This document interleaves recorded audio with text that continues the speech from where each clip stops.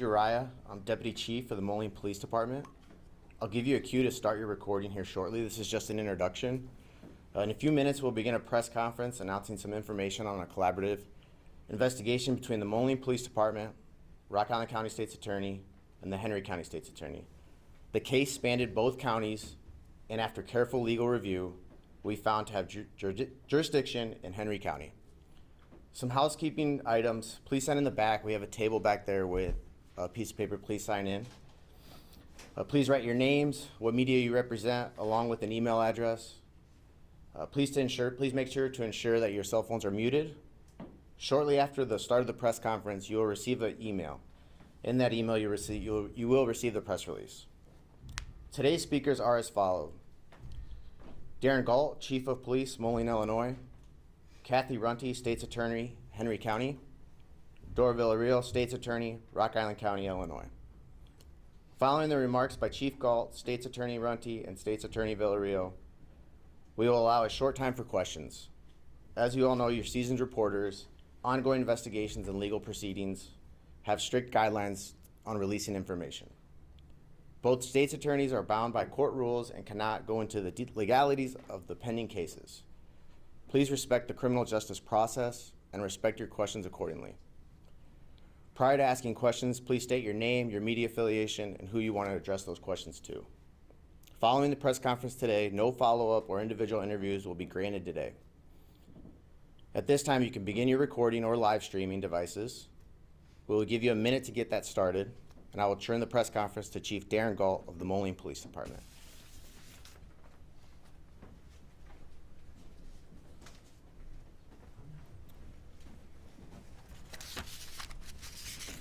Give you all a second to get your stuff ready to go.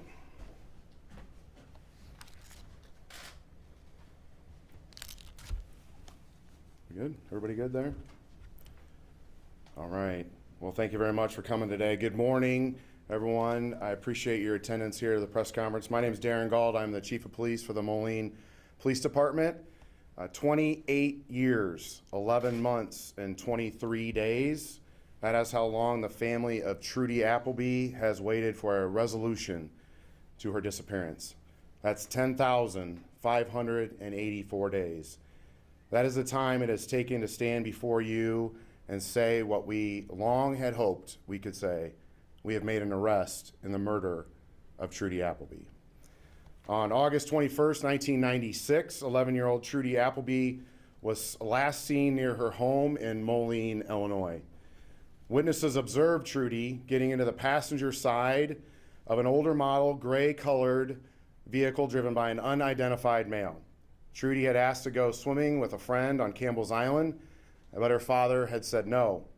But phone records from that day indicate she had gone ahead with those plans, and then she vanished. Nearly 3 decades, this case has haunted not only Trudy's family, but every investigator who touched it in our community. Her absence became a defining wound in our city's heart and a symbol of our commitment to seek justice, no matter how long it takes. Today, I can confirm that on August 13, 2025, Jamison Fisher was indicted by a grand jury in Henry County, Illinois, for the murder of Trudy Appleby.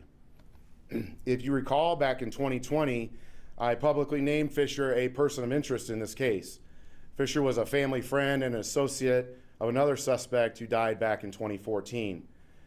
After the indictment yesterday, the Moline Police Department served an arrest warrant on Fisher, who was already in custody in the Scott County, Iowa jail on unrelated charges. At this time, we have not recovered the remains of Trudy, and due to that ongoing investigation, I'm unable to discuss in any more detail this part of the case. Fisher will remain in the Scott County Jail pending further court proceedings. This development is a result of tireless work by generations of investigators, unwavering support from our community, and new pieces of information that helped complete a long unfinished puzzle. But we never gave up.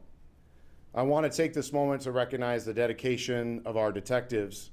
First, I would like to thank Detective Mike Griffin, the case agent since 2016, Detective Griffin has relentlessly pursued answers, relentlessly pursued leads. His dedication has been remarkable. Detective Griffin has a saying, "We are the voice for the voiceless." It is his mantra. Now just 1 week shy of the 29th anniversary of Trudy's disappearance, we can be her voice. I would like to thank Sergeant Joe Cleaver, who has supervised this case over the last several months, along with Lieutenant Derek Colson, to get it to where we are today. I also want to thank previous detectives who worked so hard to bring this case to a conclusion. And although they did not get to the conclusion they were working so hard on in their careers, they built a solid foundation to continue to build on this case. Those detectives are all now retired, but they played such a critical role in this case. Those detectives include Detective Ricky Hodge, George Michaelis, Kim Hankins, Jay Titus, Mike Hutton, Dave Tertipis, Brian Johnson, and CID Administrative Assistant Doreen Adelfinger. I also want to thank Trudy's family for their strength, for their resilience, and their trust in us. They never stopped hoping, and neither did we. The Moline Police have been assisted by numerous law enforcement agencies over the years. Some are here today, including the Illinois State Police, the Kelowna Police Department, the Henry County Sheriff, the Rock Island County Sheriff, the FBI, Davenport Police Department, Scott County Sheriff, the Iowa 7th Judicial District, and the Moline Public Works. Now I'd like to introduce Kathy Runte, Henry County State's Attorney. She will be joined by Rock Island County State's Attorney Dora Villarreal to provide details regarding the charges.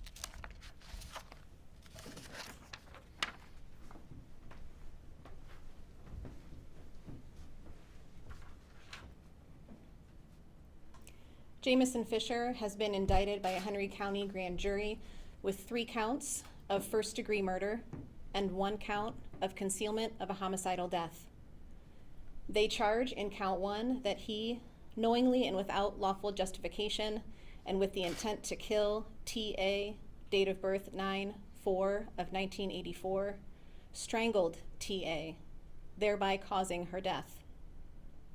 In count 2, they charge that he knowingly and without lawful justification strangled T.A., date of birth 9/4 of 1984, knowing that such act created a strong probability of death or great bodily harm to T.A.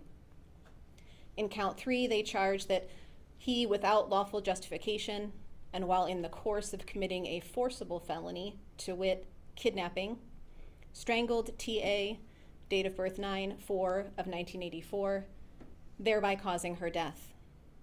And in count 4, they charge that he, with the knowledge that T.A. had died by homicidal means, knowingly concealed her death by hiding and or moving her body. We are committed to bringing justice to the members of our communities, working together across agencies and jurisdictional boundaries to ensure that our citizens are protected.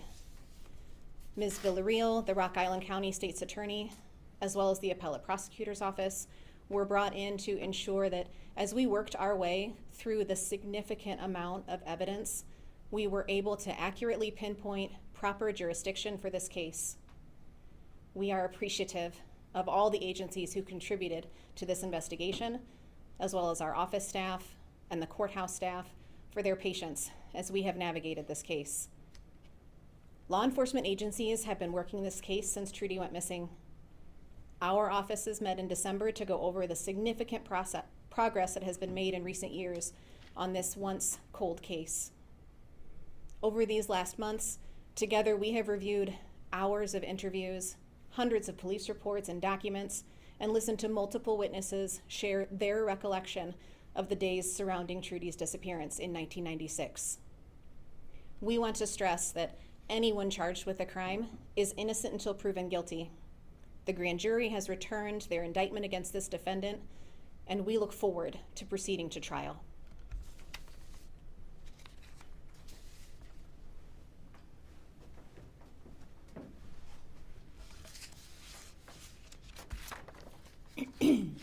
I would like to again highlight our appreciation to the Henry County State's Attorney's Office the Henry County Sheriff's Department, and all of the Henry County courthouse staff who welcomed us and assisted us in making all of this possible.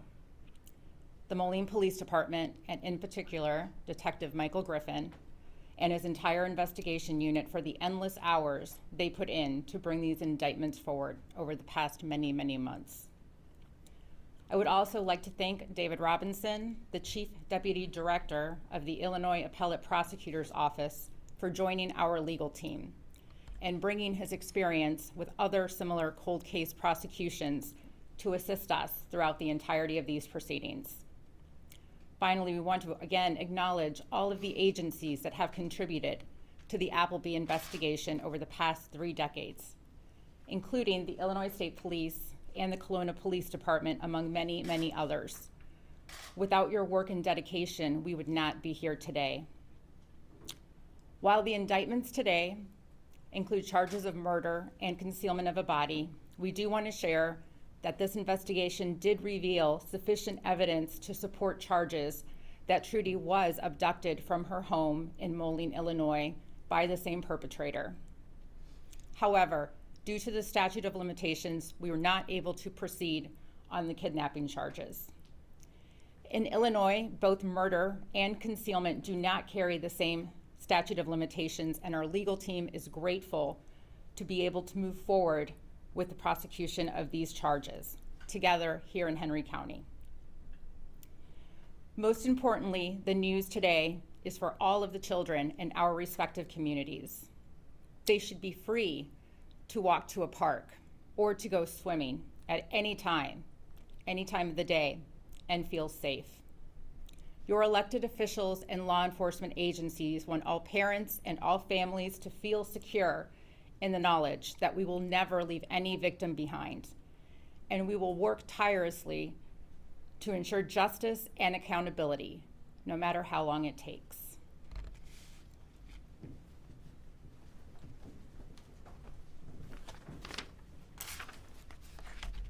Well, thank you again to Kathy, Dora, and David for their partnership and leadership in bringing this case to the point of prosecution. Listen, today is not about celebration. It's about a resolution. It's about accountability. And most importantly, it's about Trudy Appleby. This arrest does not erase the pain, but it does bring us one step closer to closure. We hope it offers a measure of peace to her family and to all of those who have walked this journey with them.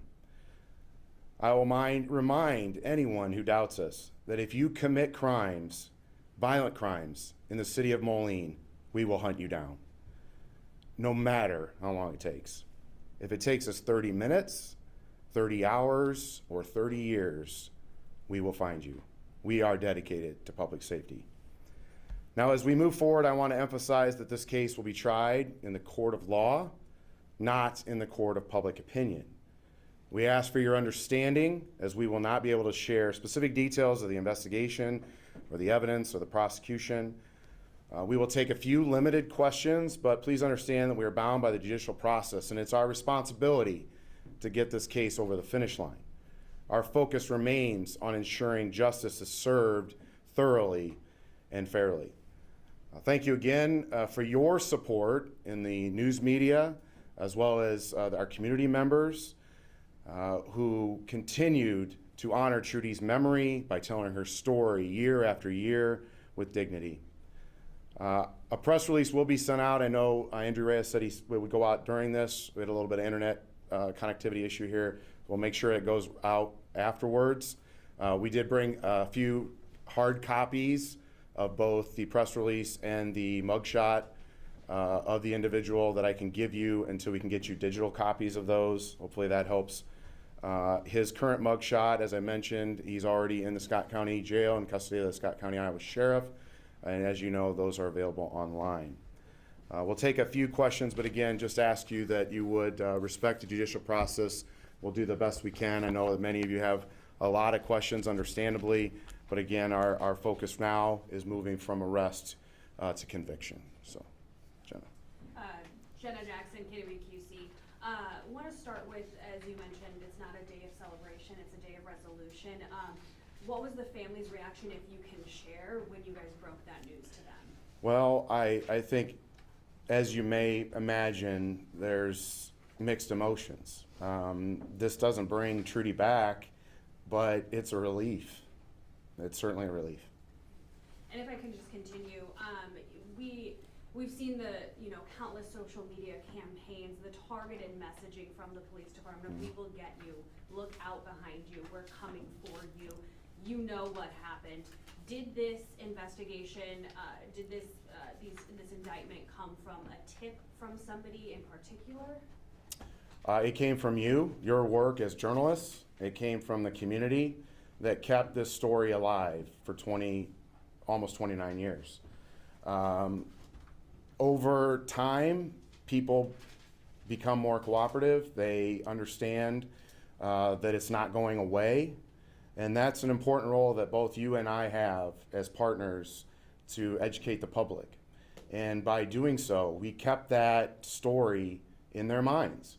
I would doubt that if you could go anywhere in the greater Quad City area and find somebody who doesn't know the story, or at least the name of Trudy Appleby. And that is a testament to your work as journalists to keep covering it year after year, decade after decade. And then when we follow up on leads or the next person, in the back of their mind, they know this isn't going away. You cannot escape this through time, because we're going to continue to work it. And so I thank you, all of you, for continuing that. And this is coming really close to the 29-year anniversary of her disappearance. Did this indictment come, close to that on purpose, or were you just at this point in the investigation? Yeah, so the timing of the criminal justice system is what it is. It had no relevance to next week's anniversary.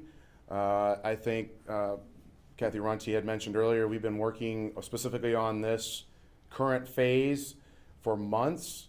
I think we initially thought that it would land a little earlier in the calendar, but it did not, and we're at this point now.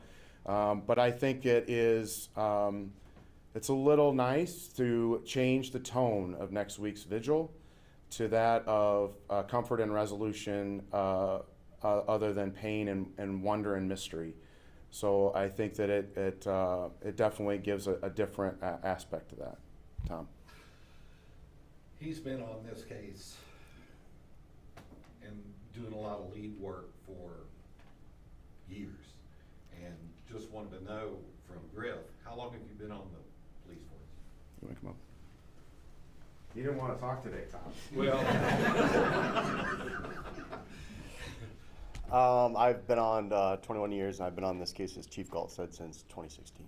okay, but basically this has spanned your entire career here. Yeah, most of it. Okay. For Detective Griffin, actually, if you could stay. You're stuck. Sorry, Bub.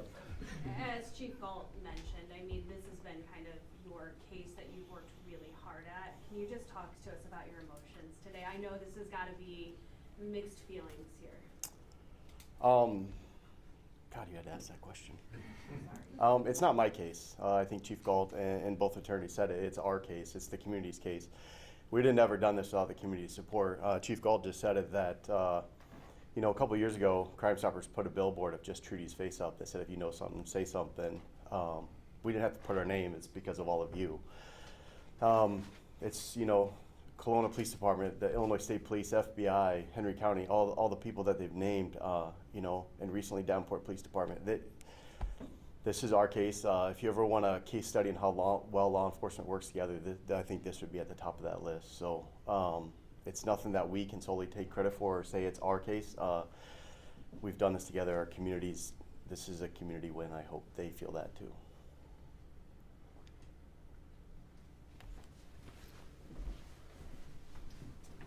Any other questions? Jenna's full of them. I've got many questions. You've got many. If I could ask one of the state's You're not gonna attorneys. take it. Sure. For the state's attorney, this is, as you guys mentioned, this is a case where at this point no remains have been found. I know there's been success in other cases like this where you don't have a body body in this circumstance. Can you just talk to us about, you know, actually putting through the indictment without having remains? So this case would actually be the 605th no-body homicide nationally over the years. That by no means makes it common, as you would imagine, but the law allows for it, and we intend to utilize those aspects of the law to continue to advocate for Trudy. Yes, again, I think we have had a great legal minds that were able to work together with all of the information and investigation that the law enforcement agencies have done, and we feel confident about the law being on our side in supporting the indictments.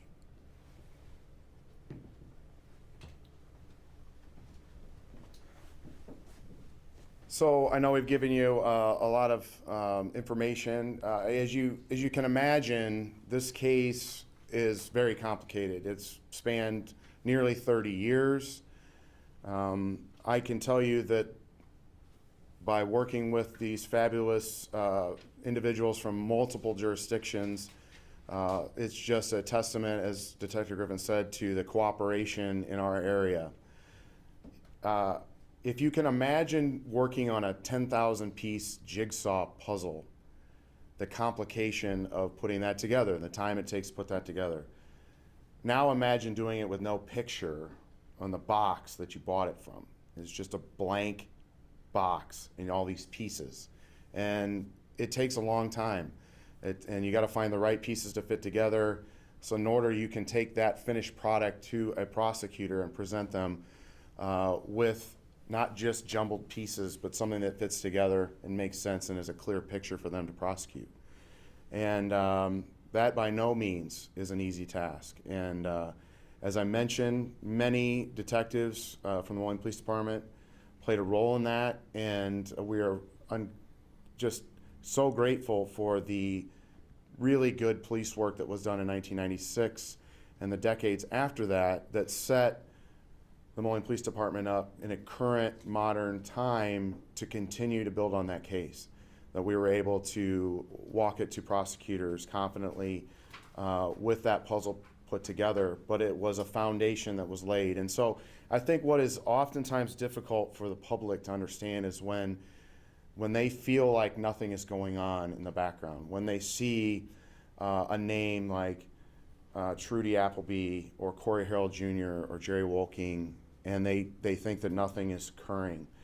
And I think this highlights the work that is going on every day in every jurisdiction around the Quad Cities and around the state of Illinois and frankly the country, that we have many of those dedicated professionals in this room today from these agencies, detectives and command staff, investigators from different counties and different cities that are coming into work every day just working their tails off on cases, sometimes spinning their wheels, but they don't give up. And so if you get a chance, thank one of them if you see them out, because they're doing great work. So, yes, sir.